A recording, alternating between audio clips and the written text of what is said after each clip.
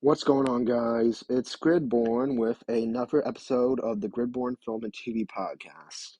Today we are covering how in the hell did Winnie the Pooh Blood and Honey 2 got 100 from the day it was announced, the launch of Hulu on Disney Plus, and two recaps of Fox Marvel films for the road down Deadpool and Wolverine, and a review of X-Men 97 Episode 4. So anywho, let's begin. When I heard about Winnie the Pooh going into public domain, I was so mad about it. Reasons? Well, one, Winnie the Pooh was my childhood character, but who the hell would fucking give them in public domain? What gives? Which now they made a shared universe about called the TCU, which is Twisted Childhood Universe. Please, maybe can they cancel that already? Please?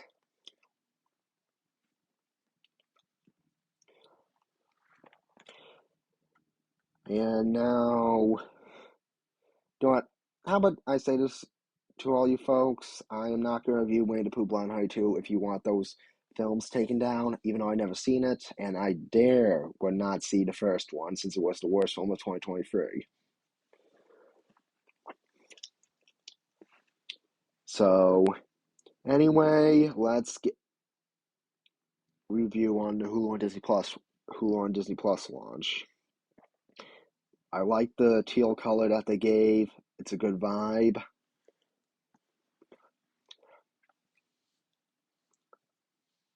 I like, maybe can they cancel Hulu for that matter? And maybe it's good integrating with these streaming services now going into mergers and stuff.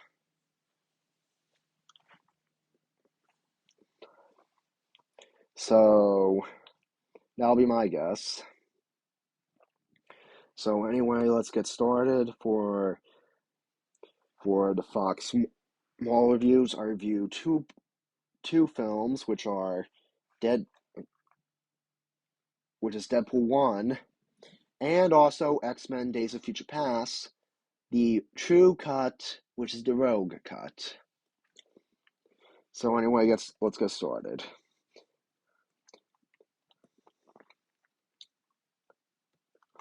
For Deadpool, we're going to break it down. The wisecracking, foul-mouthed mass vigilante Deadpool, Wade Wilson ambushes Ajax and his convoy of men on an expressway. Throughout the match, Wade shows the viewer the events leading into how he became Deadpool. Well, besides from the crap from X-Men Origins Wolverine, no one wants to talk about them, and maybe can they make him into a joke for Deadpool and Wolverine? Can they make him into a joke? Please?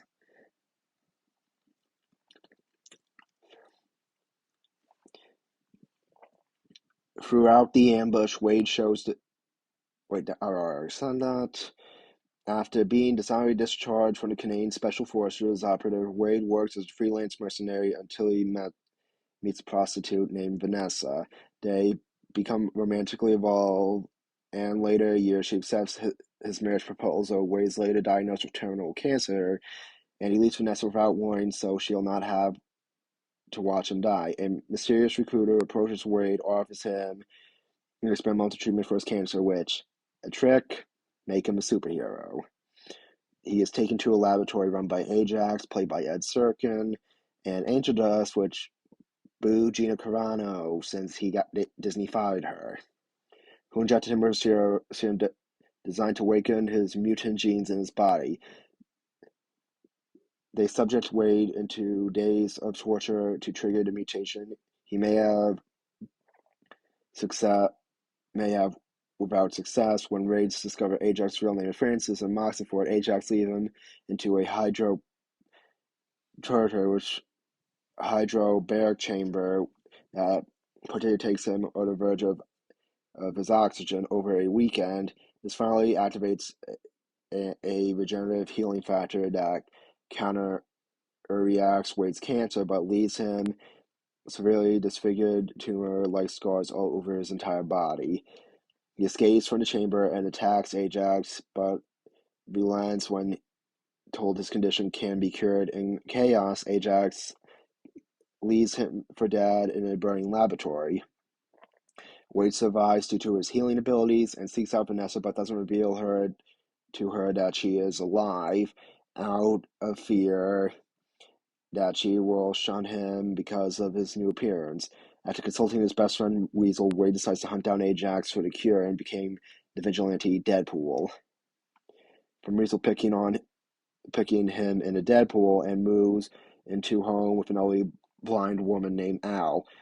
Throughout the next year, he questions and kills many of Ajax's associates until one, the recruiter reveals Ajax's whereabouts. This information allows Wade to enhance to do the ambush. He kills Ajax's henchman and subdues Ajax himself and demands secure, but the X-Men, Colossus, and trainee Negasonic Teenage Warhead interrupt him.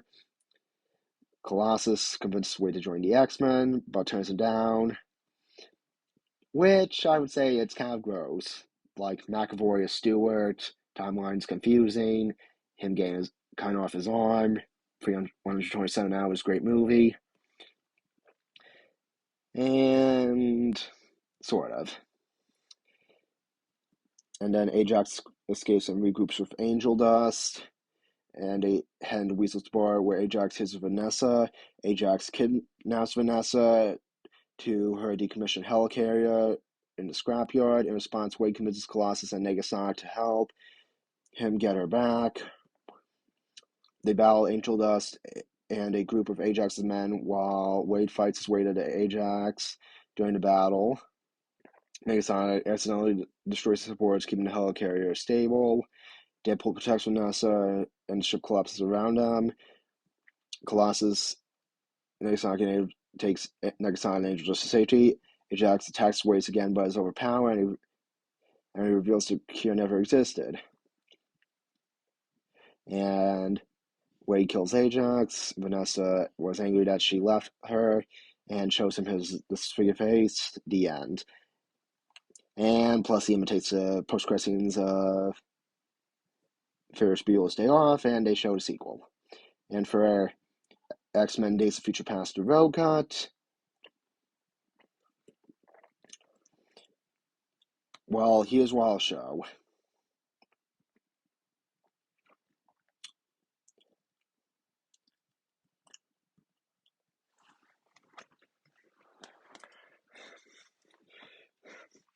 In a dystopian 2023, robot sentinels hunt and kill mutants and humans who either possess the mutant gene or have a genetic offspring and to protect them. In Moscow, the mutants were attacked, which, screw it, Elliot Page sends Wolverine back in time to hunt down Mystique before he kills Peter Dinklage for Boulevard Trask. And we'll get into the road cut, which is, it shows the lead footage for where Anna Paquin's Rogue was involved,